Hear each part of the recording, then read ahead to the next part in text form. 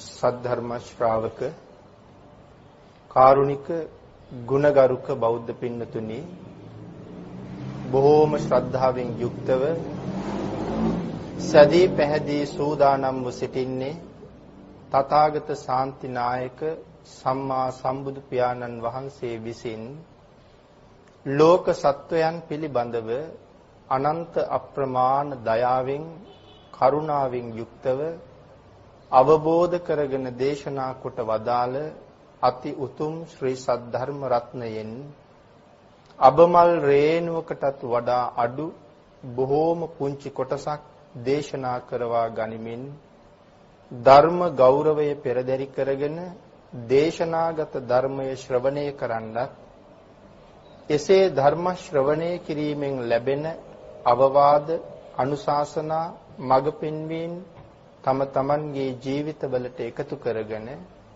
වඩාත් නිවැරදි ඊ타ත්ම ධර්මානුකූල වූ මෙලව ජීවිතයක් සකස් කරගන්නත් නිවැරදි වූ ධර්මානුකූල වූ මෙලව ජීවිතයක් තුළින් සුගතිගාමී වූ පරලොව ආයති භවයකින් සැනසීමේ පරම පවිත්‍ර චේතනාව මුදුන්පත් කරගෙනයි සද්ධර්ම ශ්‍රවණය කරන්න සූදානම් වෙන්නේ. ධර්ම ශ්‍රවණය කිරීම ඊට ශ්‍රේෂ්ඨ පින්කමක්. ඒ වගේම ධර්ම දාණය ලෝක ධාතුවේ තියෙන සියලුම දානයන් අභිභවනය කළ එකම ශ්‍රේෂ්ඨතර වූ දානය. තව්තිසා වැසි දෙවියන් අතර ප්‍රශ්න හතරක් ඇති වුණා. මේ දෙවිවරු මේ ප්‍රශ්න හතරට උත්තර හොයන්න වසර 12ක් මුළුල්ලේ දසදහසක් සක්වලවල් වල තියෙන දෙව්ලොවවල් වල ඇවිද්දා. නමුත් මේ දිව්‍ය ලෝක වලින් උන්වහන්සේලාට කවදාවත් පිළිතුර හම්බ වුණේ නැහැ. නැවත වතාවක් මේ සක්වලේ සතරවරන් දෙවියන් මුණ ගැහිලා විමසනවා මේකට උත්තර. උන්වහන්සේලා සඳහන් කරනවා සක්දෙවිඳු කියලා කියන්නේ දහසක් එකවර ප්‍රශ්න විසඳුවොත් ඒ දහසට එකවර පිළිතුරු සපයන්න පුළුවන් කෙනෙක්. උන්වහන්සේ ළඟට ගිහිල්ලා අපි උත්තරේ හොයාගමු කියලා. සියලුම දිව්‍ය පිරිස සක්දෙවිඳු ළඟට ගිහිල්ලා මේ කාරණාව ඇහුවා.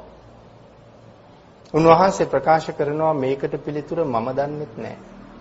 හැබැයි පිළිතුර ලබා ගන්න සුදුසුම කෙනා මේ දවස්වල ලෝක ධාතුවේ වැඩ ඉන්නවා. සවැත් නුවර ජේතවනාරාමේ සම්මා සම්බුදු පියාණන් වහන්සේ වැඩ ඉන්න නිසා අපි ගිහිල්ලා උන්වහන්සේගෙන් මේ ප්‍රශ්නය අහමු.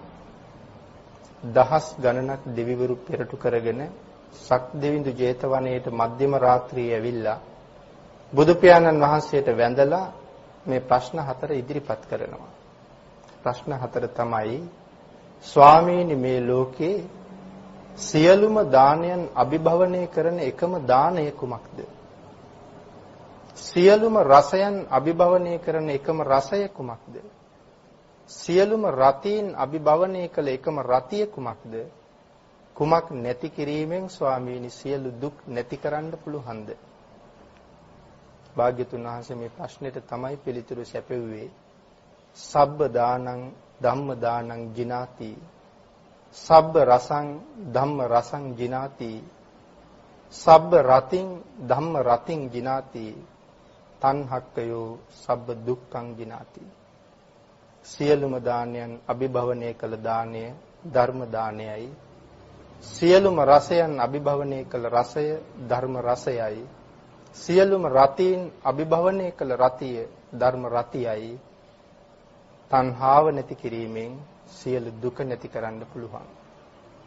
එහෙමනම් ඒ අති උතුම් ධර්ම දානමය පින්කම මේ මොහොතේ ලංකාවාසී ලෝකවාසී සද්ධර්මයට කැමති සියලුම දෙනා වෙනුවෙන් බෙදලා දෙන්න දානය කරන්න සූදානම් වෙන මොහොත.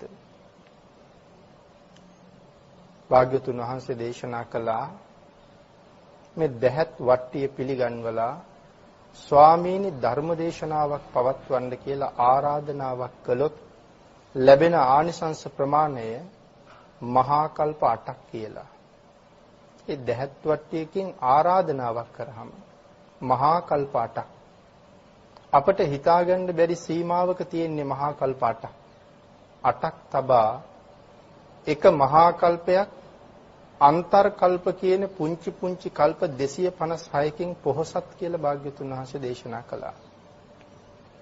එවන් අන්තර් කල්පයක තියෙන මනුස්ස වර්ෂ ගණන අභිධර්ම පිටකයට ලියවෙන අට කතාවේ පැහැදිලි කරනවා. අන්තර් කල්පයක් කියලා කියන්නේ මිනිස්සුන්ගේ ආයුෂ අවුරුදු 10න් පටන් අරගෙන අසංඛ්‍ය දක්වා වැඩි වෙනවා. අසංඛ්‍ය කියලා කියන්නේ 1.140න් ලියන ගණනකට. අසංඛ්‍යයට වැඩි වෙන ආයුෂ එතන පටන් නැවත 10 හොයාගෙන අඩු වෙන්න පටන් ගන්නවා. මෙන්න මේ ආයුෂ අඩු වෙමින් එන අතරතුර බුදුවරු ලෝකේ පහළ වෙනවා නම් මිනිස්සුන්ගේ පරමායුෂ අවුරුදු ලක්ෂයත් 100ත් අතර බුදුවරු ලෝකේ පහළ වෙනවා. 10න් පටන් අරගෙන අසංඛ්‍යයටත් අසංඛ්‍යයේ සිට නැවත 10ටත් වැඩි වෙලා අඩු වෙන මෙන්න මේ හේතුවක් වගේ කාල පරාසය තුල තියෙන මනුස්ස වර්ෂ ගාන අපට බැලූ බැල්මට නම් පේන්නේ 10න් පටන් අරගෙන අසංඛ්‍යයට යනකොට එක අසංඛ්‍යයයි අසංඛ්‍යයේ සිට 10ට අඩු වෙනකොට තව අසංඛ්‍යයයි අසංඛ්‍ය දෙකයි. නමුත් මේ ගණන මේ ධර්මයේ තියෙන ගණන් මිනුම් හදන ක්‍රමයකින් යම්සේ අඩු වැඩි කරලා බලහම මේ මිනිස්සුන්ගේ ආයුෂ වැඩිවීම කියන එක දවසින් දවස සිද්ධ වෙලා නැහැ.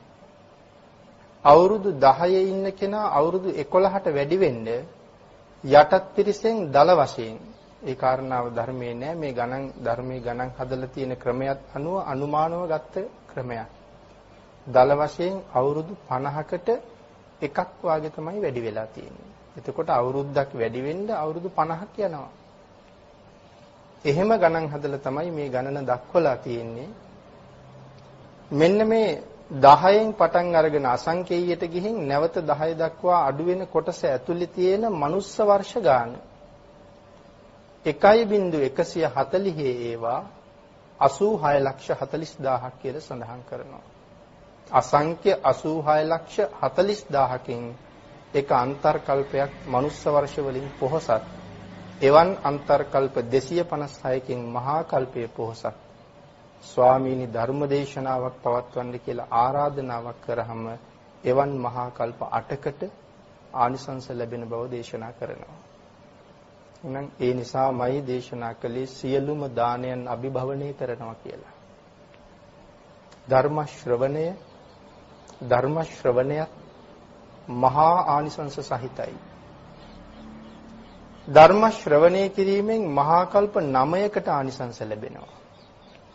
හැබැයි ඒ ලැබෙන්නේ මනාව ධර්ම ශ්‍රවණය කළ යුතු ක්‍රමයක් බුදු පියාණන් වහන්සේ දේශනා කළා. ඒක දේශනා කරන්නේ අනීවරණ කියන සූත්‍රයේ. මහත් වූ බලාපොරොත්තුවක් පෙරදරි කරගෙන ධර්ම ශ්‍රවණය කරන්න. ඒ බලාපොරොත්තුව තමයි මේ ධර්ම දේශනාව ශ්‍රවණය කරන අතරතුරදීම මාගේ පංච නීවරණ ධර්මයන් යටපත් වේවා. එහෙම බලාපොරොත්තුවක් තියාගන්න ඕනේ. සප්ත බෝධ්‍යාංග ආදී ධර්මයන් වැඩි දියුණු වේවා. මේ දේශනාව අතරතුරදීම මට උතුම් මාර්ගඵලයක් අවබෝධ වේවා කියන චේතනාව ඇතුව ධර්ම ශ්‍රවණය කරන්න කියලා දේශනා කළා. එසේ ධර්ම ශ්‍රවණය කරනකොට නීවරණ ප්‍රහීන කරන්නත් බෝධ්‍යාංග ධර්ම වැඩෙන්නත් ධර්ම ශ්‍රවණය කරනවා නම් තමන්ගේ හිත ධර්මයෙන් පිටට ගමන් කරන්නේ නැති නිසා හිත සමාධිගත වෙන්න තියෙන වේගය ඉක්මන. ත්‍රි හේතුක ප්‍රතිසන්දියකුත් ලැබලා තිබුණා නම් ඒ දේශනාවක් තුළින් මාර්ගඵල ලබන්න තියෙන ඉඩකඩ බොහොම වැඩි. ඒ නිසා තමයි අතීතයේ දහස් ගණන් ලක්ෂ ගණන් එක දේශනාවක් අවසානයේ මගඵල ලැබුවේ. මේ ශාසනයේ වැඩියෙන්ම මාර්ගඵල ලැබලා තියෙන්නේ බණ අහලා. ඒ මෙන්න මේ විදිහට හිත එකඟ කරලා ධර්ම ශ්‍රවණය කරපු නිසා. එහෙමනම් ධර්ම ශ්‍රවණානිසංසයත් ධර්ම දානානිසංසයත් ධර්මයට ආරාධනා කිරීමේ කුසලයක් කියන මේ මහා පුණ්‍ය ශක්තියින් සියල්ලම පෙරටු කරගත්ත මහා පුණ්‍යවන්ත පිරිසක් තමයි මේ බොහොම ශ්‍රද්ධාවෙන් සද්ධර්ම ශ්‍රවණය කරන්න සූදානම් වෙන්නේ. ඒ නිසා සියලු දෙනා කෙරෙහි අප්‍රමාණ අනුකම්පාවෙන් භාග්‍යවතුන් වහන්සේ දේශනා කොට වදාළ අතිශය ආශ්චර්යමත් සූත්‍ර දේශනා මේ ත්‍රිපිටකයේ පුරාම සඳහන් වෙලා තියෙනවා. ඒ ආශ්චර්යමත් දේශනාවන් අතර එක සූත්‍රයක් අද ධර්ම මාතෘකාව හැටියට තෝරගත්තා. ඉතා දීර්ඝ සූත්‍ර දේශනාවක්. ඒ නිසා අපේ ශාසික මහත්මයාට සිහිපත් කළා එක දවසකින් දෙකකින් මේ දේශනාව ඉවර කරන්න බැරි වෙයි. දේශනාව ඉවර කරන්න පුළුවන්. නමුත් දේශනාවේ ආශ්චර්යය දකින්න පුළුවන් වෙන්නේ මේ දේශනාවට මූලික වෙච්ච නිධානයත් අටුවාවේ භාග්‍යවතුන් වහන්සේ ඒ පිළිබඳව කරලා තියෙන දීර්ඝ විස්තරයත් භාග්‍යවතුන් වහන්සේගේ ධර්ම දේශනාවක් බොහෝ දහම් කරුණු රැසකින් පොහසත්. ඒක මේ දේශනාව මුල ඉඳලා ශ්‍රවණය කරොත් අපිට දැනෙනවා ඒක දේශනාවක් කොච්චර දහම් කරුණු වලින් පොහසත්ද කියලා. ඒ කරුණු ටික ටික එකතු කරගත්තොත් තමයි මේ දේශනාවේ ආශ්චර්යමත් බව දකින්න පුළුවන්කම තියෙන්නේ. ඒ නිසා මේ කාරණා සියල්ලම එකතු කරගෙන ඔබ ලබාගත් මේ දුර්ලභ අවස්ථාව ලෝක සත්‍යයටම සද්ධර්මයේ පිළිබඳව රසය දකින්න තියෙන අවස්ථාවක්. ඒ නිසා අපි මේ සියල්ල සාකච්ඡා කරමින් දේශනාව නිමා කරන්න උත්සාහ කරමු. සූත්‍ර දේශනාව තමයි දීඝ නිකායේ දෙවන මහා වර්ගයේ 7 වෙනි සූත්‍රය මහා සමය සූත්‍ර දේශනාව. පිරිත් පුතෙන් අපි මේ සූත්‍රය හොඳට අහලා තියෙනවා. දෙවිවරු බොහෝම ප්‍රිය කරන සූත්‍ර දේශනාවක් හැටියටයි අපි මේ දේශනාව අහලා තියෙන්නේ. ඒ නිසා භාග්‍යවතුන් වහන්සේත් දේශනා කරලා තියෙනවා මේ සූත්‍ර දේශනාව ඕනෑම වෙලාවක සත්‍යයනා කරන්න කියලා දේශනා කරලා තියෙනවා. සමහර සූත්‍ර තියෙනවා හිතුමතේ දේශනා කරන්න එපා කියලා සඳහන් කරපු සූත්‍ර දේශනත් තියෙනවා. ඒ අතර මහා සමය ඕනෑම වෙලාවක දේශනා කරන්න භාග්‍යවතුන් වහන්සේගෙන් අවසර ලැබිලා තියෙනවා. මහා සමය සූත්‍ර දේශනාව කපිලවස්තුවේ මහා වනයේදී තමයි මේ දේශනාව ආරම්භ වෙන්නේ. සාමාන්‍යයෙන් සෑම බුදුරජාණන් වහන්සේ නමකගේම ශාසනය තුල මේ මහා සන්නිපාත සිද්ධ වෙනවා. මහා සන්නිපාත කියන්නේ විශාල පිරිස් ඒක රාශී වීම විවිධ අවස්ථාවන් වල සිද්ධ වෙලා තියෙනවා. ඉතින් අපේ බුදුරජාණන් වහන්සේගේ ශාසනය තුලත් මේ මහා සන්නිපාත කීපයක්. මේ මහා සන්නිපාත කියන වචනයෙන් හඳුන්වන්නේ අපි දකින මහා කියන ප්‍රමාණය නෙමෙයි. අපට හිතාගන්න බැරි ප්‍රමාණයක්. මහා කියලා සඳහන් කරන්නේ ඒකයි. ඉතින් අපේ ශාසනයේ ඇති වෙන පළවෙනි සන්නිපාතය සිද්ධාර්ථ බෝසතාණන් වහන්සේ මව්කුස පිළිසිඳ ගන්න මොහොත.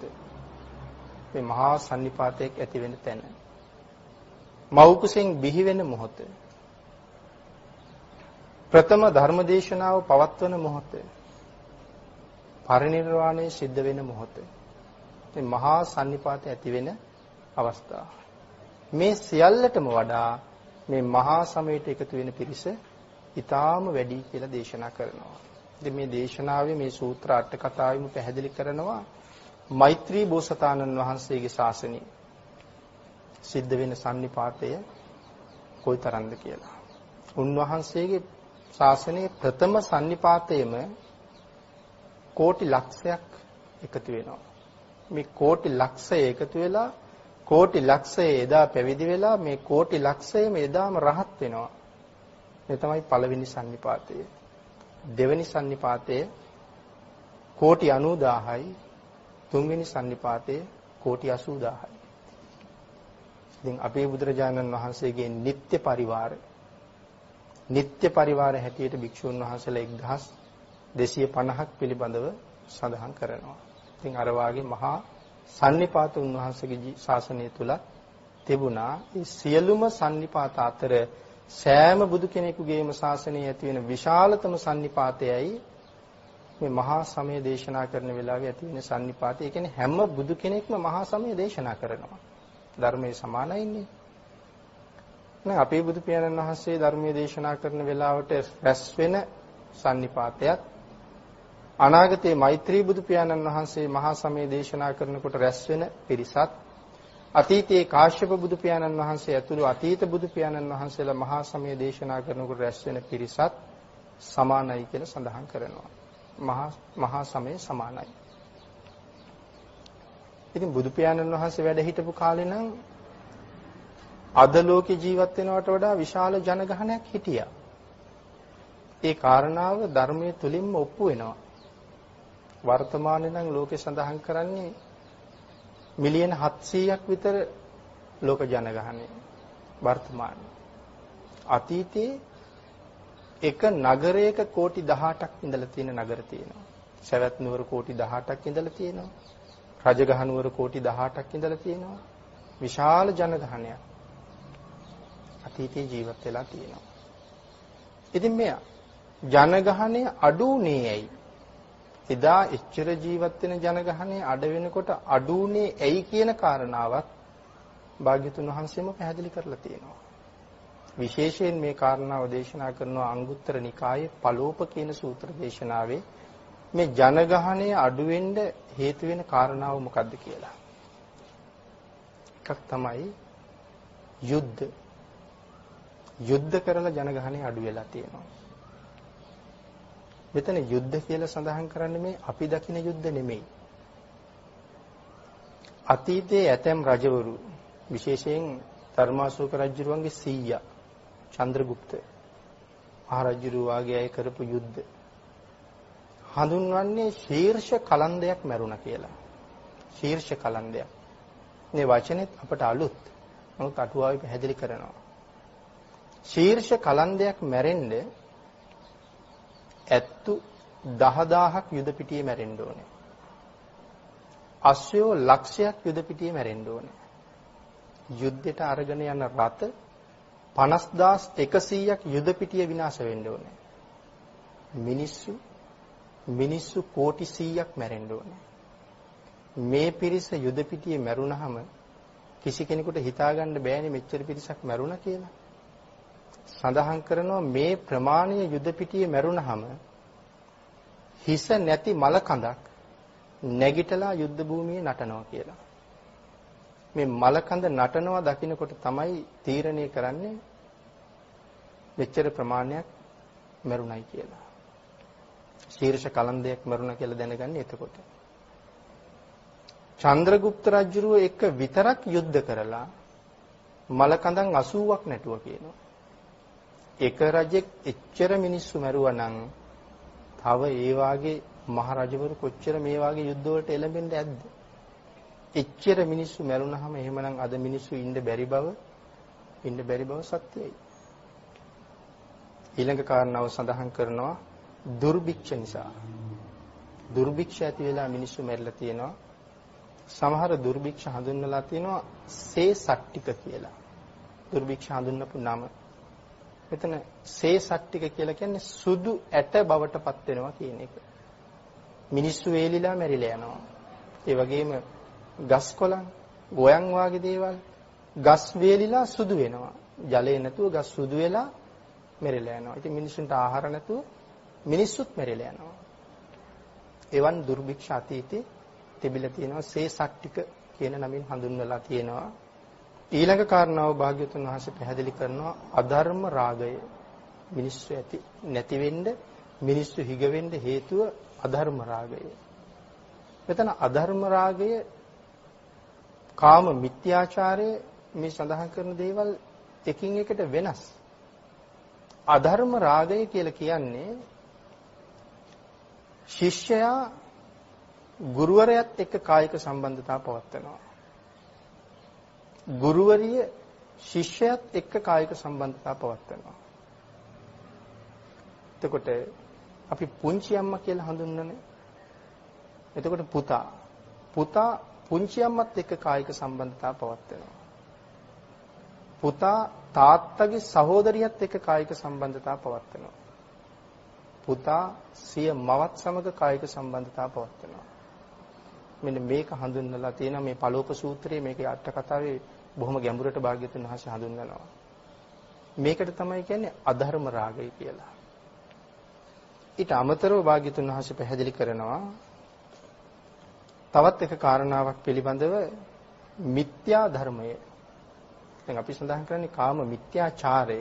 නමුත් මෙතන සඳහන් කරන්නේ මිත්‍යා ධර්මය. මිත්‍යා ධර්මය කියලා සඳහන් කරන්නේ අද නම් මිත්‍යා ධර්ම ලෝකේ නීතිගත වෙමින් පවතිනවා. ඉතින් ලංකාවෙත් එහෙම වෙන්න සූදානම් කියලා කියනවා කොහොම වෙයිද දන්නේ නැහැ. මේ මිත්‍යා ධර්ම කියලා සඳහන් කරන්නේ සමලිංගික විවාහ. ලෝකේ නීතිගත වෙලා තියෙනවා සමහර රටවල් වල. සමලිංගික විවාහ.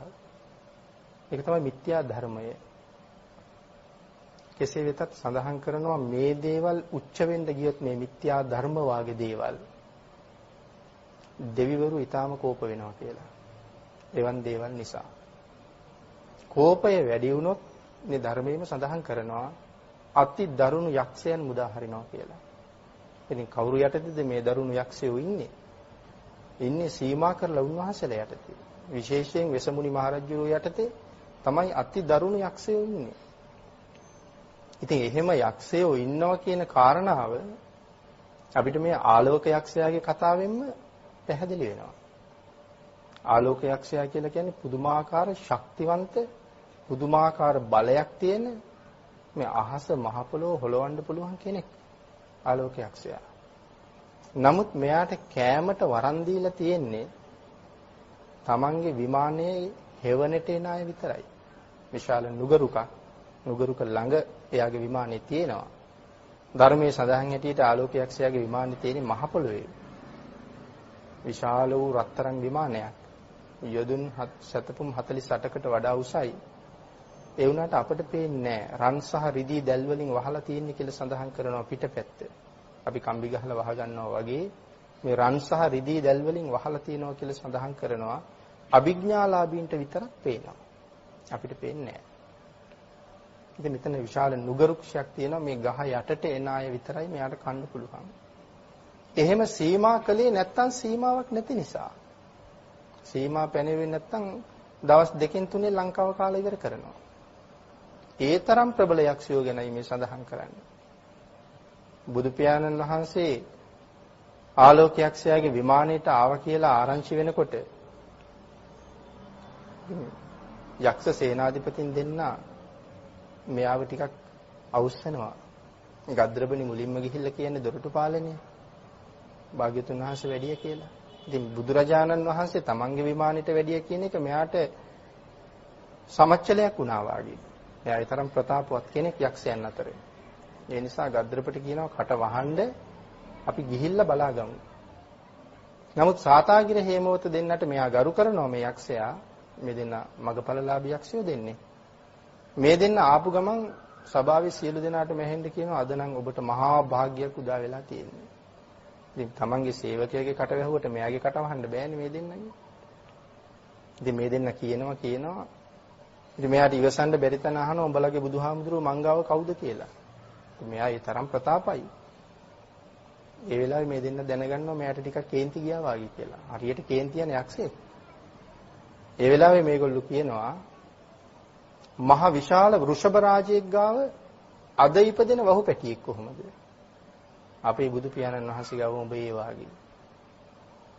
රත්තරන් කේසර වලින් පිරිච්ච කේසර කඩා හැල්ල සිංහ රාජයෙක් ගාව හිවල් පැටියෙක් කොහොමද?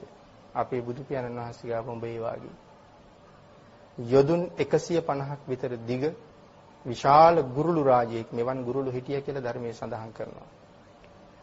මෙවන් විශාල ගුරුළු රාජයෙක් ගාව ඔබ හරියට තට්ටු කැඩිච්ච කපුටෙක් වගේ. මේ වචනේ ප්‍රකාශ කරනකොට ආලෝක යක්ෂයාගේ සීමාව ඉක්මවා යනවා. සමාගමේ කටයුතු පසෙක දාලා සඳහන් කරනවා මනෝසීල කියන පර්වතයට වම් පාදයේ තියලා තවත් පර්වතයක තමයි දකුණු පාය තියන්නේ. කෛලාස කූට පර්වතය. මනෝසීලාව වමින් පාගලා දකුණු පාය තියන්නේ කෛලාස කූටේට. මේ පර්වත පාදයන් යොදුන් දහස් ගණනක් විශාලයි. ඉතින් එවන් පාදයන් දෙකක් තියෙන පර්වත දෙකක දෙපය තියන්න ආලෝක යක්ෂයා කොහොමද කියලා හිතන්න ඕනේ. සඳහන් කරනවා යා පය තියෙන කොටත් මනෝශීලාව පතුරු ගැලවි වැටෙනවා කියලා. පුපුරනවා මහ පර්වතේ. ඒකෙන් සඳහන් කරන්නේ මෙයාගේ ප්‍රතාපවත් භාවය. ඉතින් මේ පර්වතයේ උඩ හිටගෙන මෙයා කෑ ගහලා කියනවා අහං ආලෝකෝ කියලා. මම තමයි ආලෝක. මේ ලෝකේ මට එහා කෙනෙක් නෑ වගේ මෙයා කෑ ගහන්නේ. හැබැයි මේ කාරණාවෙන් තව ධර්ම කාරණාවක් පැහැදිලි කරනවා. ඒක මේ නිධානයේට සම්බන්ධ නැති වුණත් සඳහන් කරපු නිසා සඳහන් කරමු මේ දඹදිවටම ඇහිච්ච හඬවල් 4ක් ලෝකෙ තිබිලා තියෙනවා. මුළු දඹදිවටම ඇහෙන හඬවල් 4යි. පළවෙනි එක තමයි කාශ්‍යප බුදු පියාණන් වහන්සේගේ ශාසනයේ අවසාන කාලේ. ශාසනය විනාශ වෙනවා වැඩි. සක්දෙවිඳුට මේක ඉවසන්න බෑ. ඒ නිසා විශ්වකර්ම දිව්‍ය පුත්‍රයා සුනකෙක් බවට පත් කරනවා. සුනකෙක් හැටියට වෙස් ගන්නවල මේ සුනකයා කෑ ගහනවා ශාසනය විනාශ කරන දුස්සීල භික්ෂූන්, දුස්සීල භික්ෂුණීන්, දුස්සීල උපාසකයන්, දුස්සීල උපාසිකාවන් මං කනවා කියලා කෑ ගහනවා. ඒ හඬ මුළු දඹදිවටම ඇහුණ කියලා සඳහන් කරනවා. දෙවෙනි හඬ කෝරව්‍ය මේක සඳහන් කරන විදුර ජාතකයේ. පූර්ණක කියන යක්ෂ සේනාධිපතියා කෝරව්‍ය රජුරුවත් එක්ක දාදු ක්‍රීඩා කරලා රජුරුව පරද්දනවා.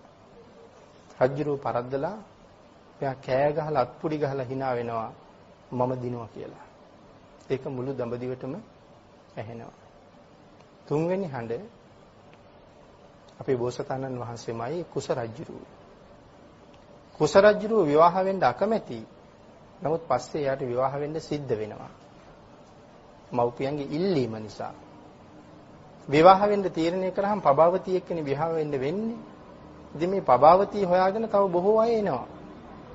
නමුත් පබාවතී රජුට තීරණය වෙච්ච බව දැනගෙන රජවරු 7 දෙනෙක් කුස රජුත් එක්ක යුද්ධෙට එනවා. එක රජ කෙනෙක් කෝටිය ගානේ සෙනග අරන් එනවා. එතකොට කුස රජුත් එක්ක යුද්ධ කරන්න කෝටි 7ක් මේ වෙනකොට ඇවිල්ලා ඉන්නවා යුද බිමට. ඉතින් අච්චර යුද්ධ කෙරුණා නම් කෝටි 7කට රැස් වෙන්න පුළුවන් යුද බිමි සාමාන්‍ය දේවල්.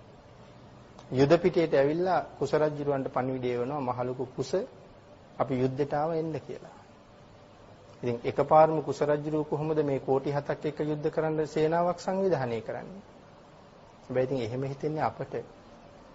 කුස රජුරු මේ කෝටි 7 එක්ක යුද්ධ කරන්න ඉන්නේ තනියම. තමන්ගේ ඇතාගේ පිටේ යුද්ධ භූමියට ඇවිල්ලා ඇතාගේ පිට උඩ ඉඳලා කියනවා අහං සීහස්සර කුස රාජා. මට තමයි සිංහ සේනාධිපති කුස කියලා කියන්නේ. අර ආපු කෝටි 7ක් සෙනග යුද්ධයක් නෑ හිස් ලූලු වත දීව කියලා සඳහන් කරනවා. ඉතින් මේ හඬ දඹදිවටම ඇහිච්ච තව හඬක්. අනික තමයි ආලෝක යක්ෂයා මේ කෛලාස කූටේ උඩ ඉඳලා අහං ආලෝකෝ කියලා කෑ ගහනවා. ඒ හඬ දඹදිවටම ඇහෙනවා. ඉතින් මෙන්න මෙහෙම යක්ෂයෝ තමයි මුදාහරිනවා කියලා සඳහන් කරන්නේ. ඉතින් අනාගත ලෝකය සමහර වෙලාවට අති භයානක තැනක තියෙන්න පුළුවන්. නමුත් අපි කීප දෙනෙකුට එකතු වෙලා ඒවා නවත්තන්න පුළුවන් සීමාවක නැහැ. භාග්‍යවතුන් වහන්සේ එවන් වෙලාවට කරලා තියෙන්නේ මිනිස්සු සිල්වත් කරන එක. මේ අපරාධ නවත්තන්න බෑ. මිනිස්සු සිල්වත් කරනවා. එතකොට මරුණත් බය නැහැ. සිල්වත් වෙච්ච අයනේ. ඒගොල්ලන්ට ඊළඟ සුගතිගාමී උපතක් හරි තියෙනවා. එවන් කාරණාවක් මේ සූත්‍ර දේශනාව ඉදිරියට පැහැදිලි වෙනවා සිල්වත් කරපු කාරණාවක් ගැන. එවනම් මේ වාගේ දරුණු යක්ෂයන් මේ අධර්ම රාගය, අධර්ම මිත්‍යාව ලෝකෙ වැඩි වෙන්න සිද්ධ වෙන්න පුළුවන් දරුණු යක්ෂයන් මුදා හරින්න පුළුවන් කියලා ධර්මයේම සඳහන් කරනවා. එවන් යක්ෂයෝ ඕන තරම් ඉන්නවා. නමුත් භාග්‍යතුන් වහන්සේ සීමා කරලා සීමා සහිතව වෙසමුණි රජුරවන්ට පවරලා ඉන්නේ ඒගොල්ලෝ. ලෝකේ පාලනය කරන්න බැරි කොට නිදහස් කරනවා කියලා මේ අට කතාවල පැහැදිලි කරනවා.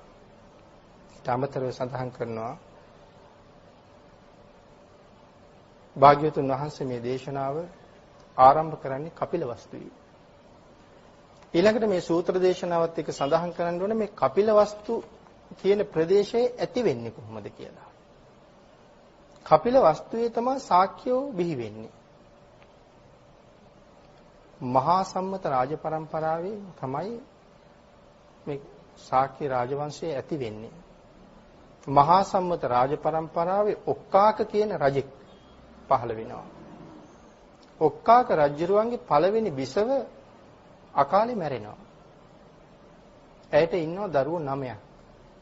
දූවරු 5යි පුතාලා 4යි. මව මැරිලා ගියාට පස්සේ රජෙක්ට තව බිසවක් කොහොමත් ඉන්නවා. රජුරෝ කල්පනා කරනවා මහදේවියගේ දරුවන්ට පස්සේ කාලේ කරදර ඇති වෙන්න පුළුවන්. ඒ නිසා මේගොල්ලන්ට වෙනම රාජ්‍යයක් හදාගන්න අවසර ලැබලා දුන්නොත් ඒගොල්ලෝ වෙනම සැපසහගතව ජීවත් වෙයි.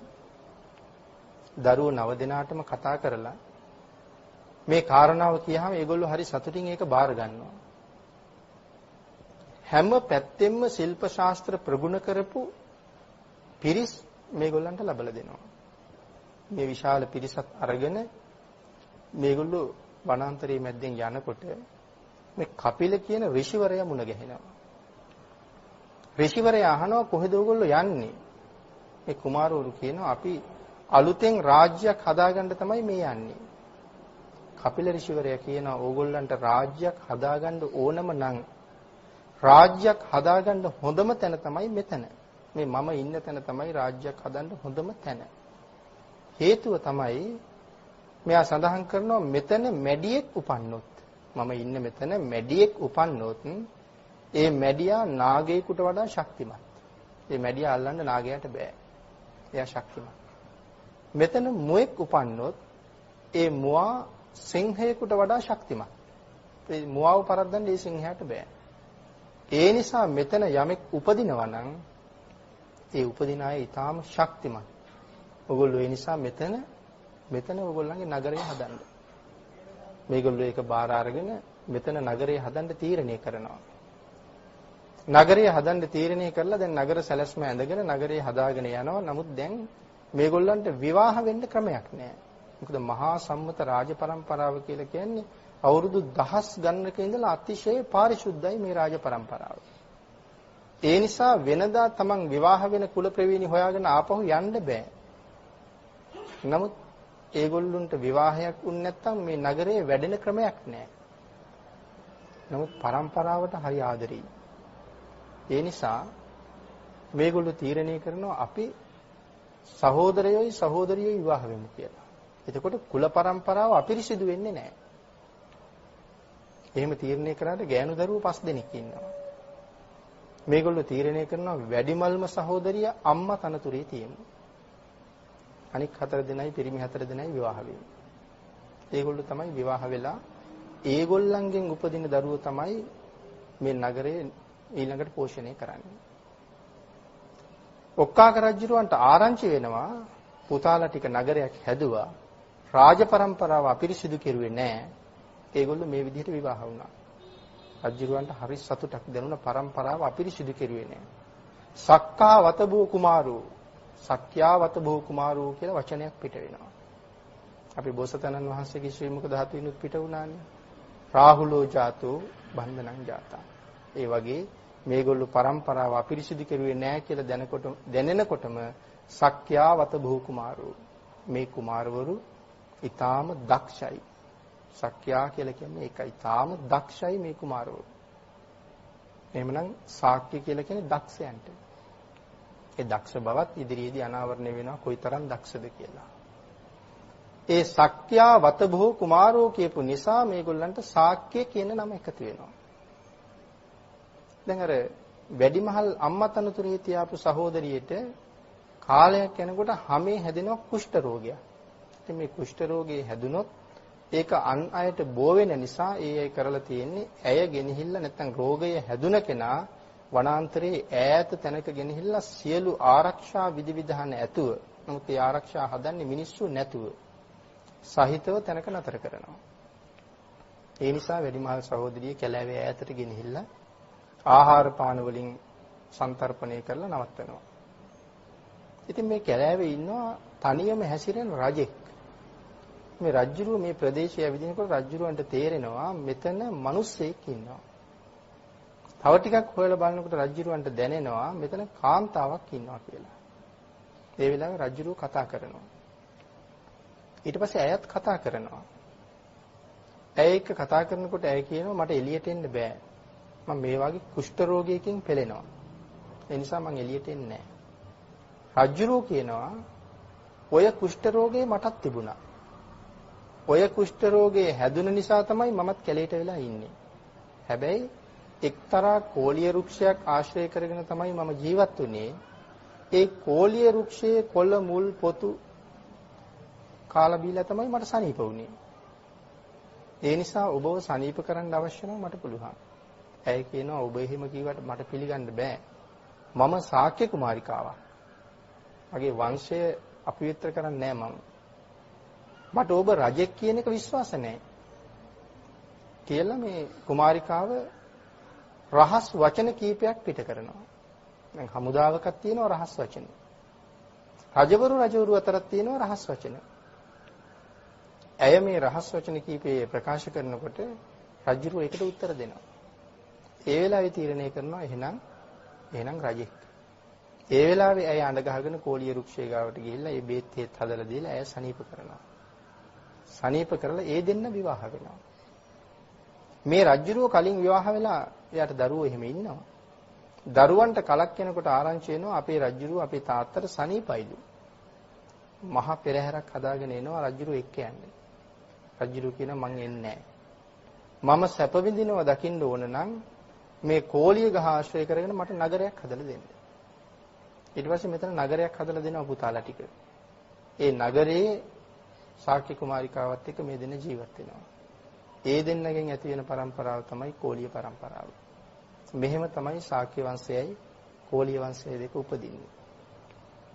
ඉතින් අපේ භාග්‍යතුන් වහන්සේ කාලේ යනකොට මේ પરම්පරා දෙක බොහොම වැඩිලා බොහොම ජනගහනයක් මේගොල්ලෝ අතර ඉන්නවා.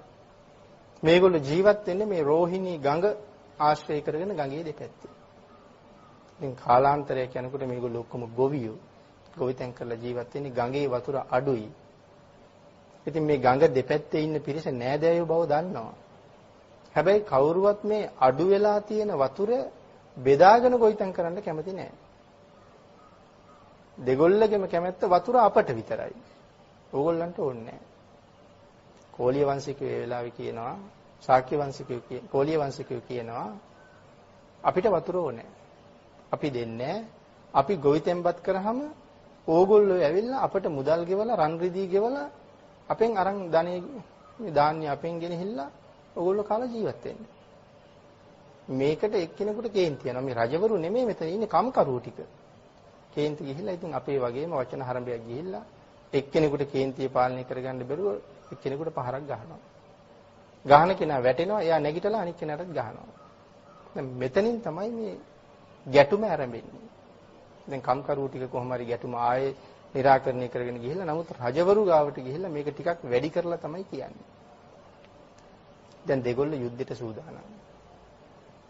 ඉතින් මේ දෙගොල්ලම මේ ගැටුම ඇති වෙලා සංවිධානය වෙලා දැන් යුද්ධයකට ඇවිල්ලා ගඟ දෙපැත්තට වෙලා යුද්ධ කරන්න. මේ වෙනකොට භාග්‍යතුන් වහන්සේ පහළ වෙලා උන්වහන්සේ බුද්ධත්වයේ ලැබලා මේ දීර්ඝ කතාවක් බොහොම කෙටියෙන් සඳහන් කරන්නේ.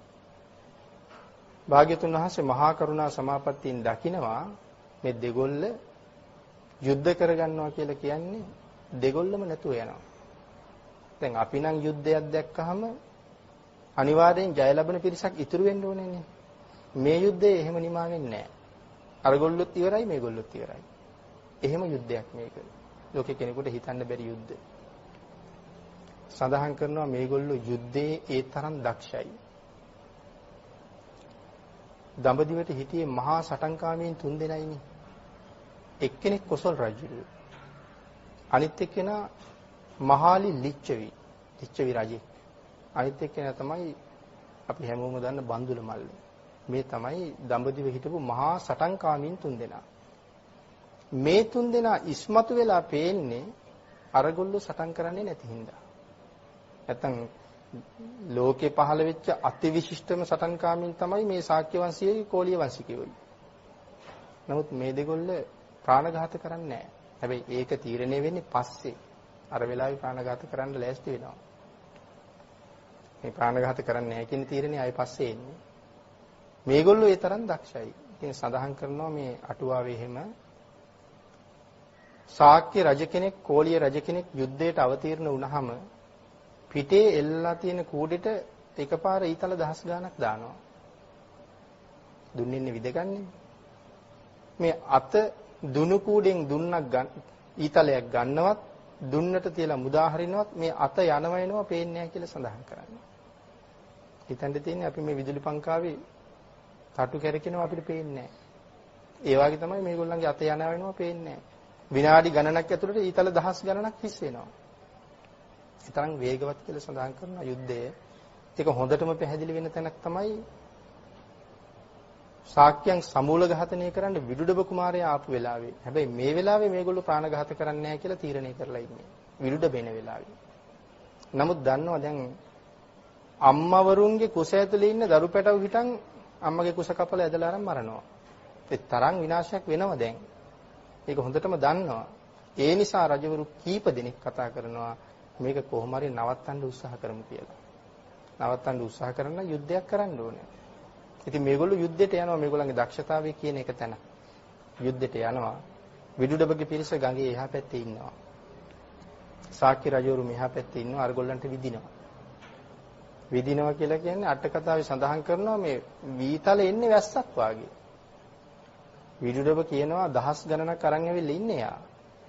දුවමු මේ මොන යුද්ධ කෙරෙල්ලක්ද මේ වැස්ස වාගේ එනවා කියලා.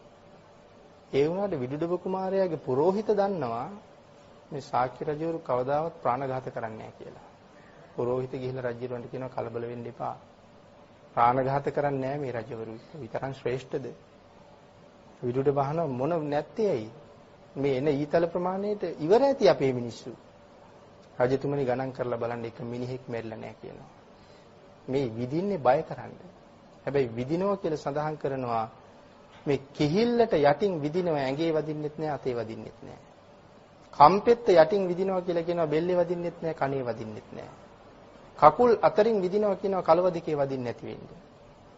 සමහර වෙලාවට සමහර ඊතල ගමන් කරනවා කෙස් අතරින් යනවා හිසට හානියක් නොවෙන්නේ. ඉතින් මේ වැස්ස වාගේ ඊතල කිසිම පුද්ගලයෙකුගේ ඇඟේ නොවදින්න බය කරන්න මේ තරම් මුදා හරින්න ඒගොල්ලෝ මොනතරම් දක්ෂතාවයක් තියෙන්න ඕනේද?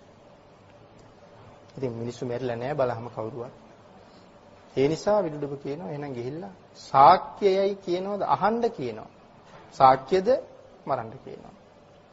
මොකද ශාක්‍යය බොරු කියන්නේ නැහැ. එතකොට ප්‍රාණඝාත කරන්නෙත් නැහැ බොරු කියන්නෙත් නැහැ. ඒ හින්දා ශාක්‍යද කියලා ඇහුවොත් මැරුවත් ඔව් කියනවා. මේ අතර සමහර අය මේ යුද්ධයට කලින් රටින් පිට වෙලා ඉඳලා තියෙනවා. ඇතැම් අය තනකොළ සහ උණගස් අල්ලගෙන ඉඳලා තියෙනවා. බොරුවක් කියන්නේ සම්‍යක් ප්‍රයෝගයක් පාවිච්චි කරනවා. මේ උණගස් අල්ලගෙන ඉන්න අය ගාවට ගිහිල්ලා ශාක්‍යද කියලා අහපුවාම මේගොල්ලෝ කියන මේ ශාක නෙමෙයි උණ. බොරුවක් කියවෙන්නේ නැහැ. මේ ශාක නෙවෙයි උණ. මරලා නැහැ. තෘණ තනකොළ අල්ලගෙන ඉන්න අය ගාවට ගිහිල්ලා ආපුවම ශාක්‍යද කියලා මේ ශාක නෙමෙයි තෘණ. ඒගොල්ලෝ මරලත් නැහැ. ඉතින් මේගොල්ලෝ සම්‍යක් ප්‍රයෝගයක් කරලා බේරිලා තියෙනවා. ඉතින් පස්සේ ඒගොල්ලෝ හඳුන්වලා තියෙනවා උණ ශාක්‍යෝ සහ තෘණ ශාක්‍යෝ කියලා. එහෙම සම්‍යක් ප්‍රයෝගයක්වත් පාවිච්චි කරපු නිසා වටිනාකම ටිකක් අඩු කරලා තියෙනවා. ඒ තරම් සිල් රකින්නවා මේ අය. ඒ සිල් රකින්නෙත් අපිට හරි වටිනවා මේ කියමන් භාග්‍යවතුන් වහන්සේ ළඟට ගිහිල්ලා කියනවා ස්වාමීනි අපි මාසෙකට සැරයක් 8 සිල් ගන්නවා කියලා. මාසෙකට සැරයක්. ඉතින් අපි අපිට දාලා බලන්න ඕනේ එතකොට. භාග්‍යවතුන් වහන්සේ අහනවා මේ ගොරබිරන් සංසාරයෙන් ගොඩ යන්න මාසෙකට සැරයක් 8 සිල් අරන් ඇත්නම් කමන්නේ කියලා. ලැජ්ජා හිතෙනවා එතකොට. පස්සේ ඇවිල්ලා බුදු පියාණන් වහන්සේ කියනවා ස්වාමීනි මුළු ජීවිත කාලයම අපි 8 සිල් ගන්නවා කියලා. එහෙමනම් ශාක්‍යයන්ට අනුමත කරලා තියෙන්නේ 8 සිල්. මුළු ජීවිත කාලෙම 8 සිල් මත. ඉතින් තථාගතයන් වහන්සේ දන්නවා අපිට එහෙම බැරි බව.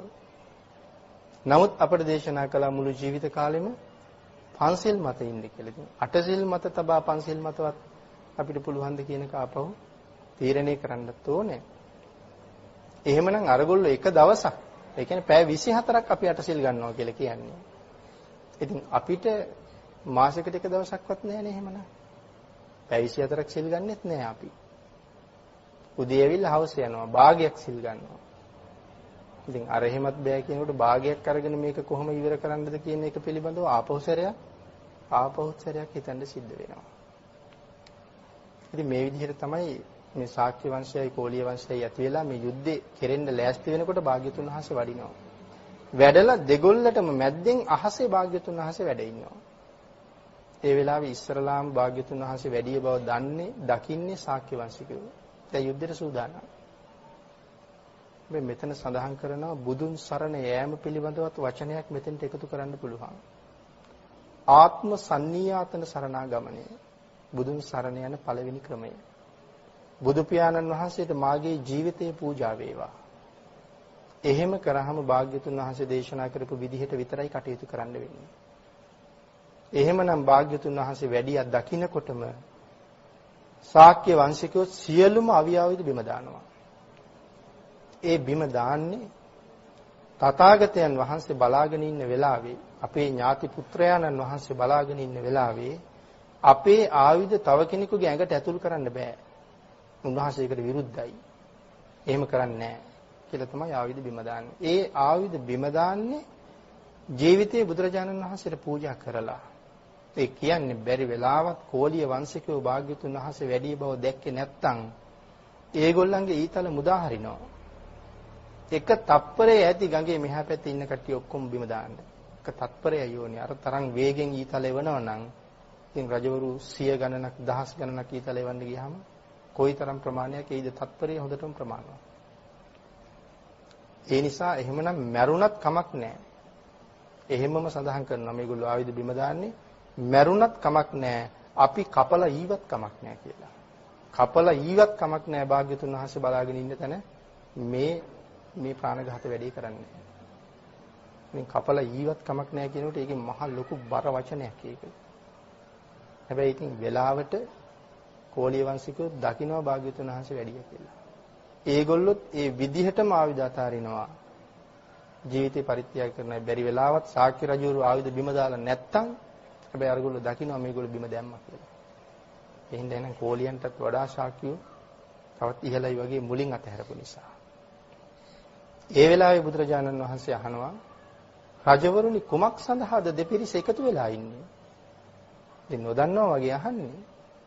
ඉතින් රජෙක් කතා කරලා කියනවා ස්වාමීනි මේ සෙල්ලම් කරන්නවත් විනෝද වෙන්නවත් නාට්‍ය සංදර්ශන පෙන්වන්නවත් ගඟේ ක්‍රීඩා කරන්නවත් එකතු වුණා නෙමෙයි. මරා ගන්න එකතුනේ.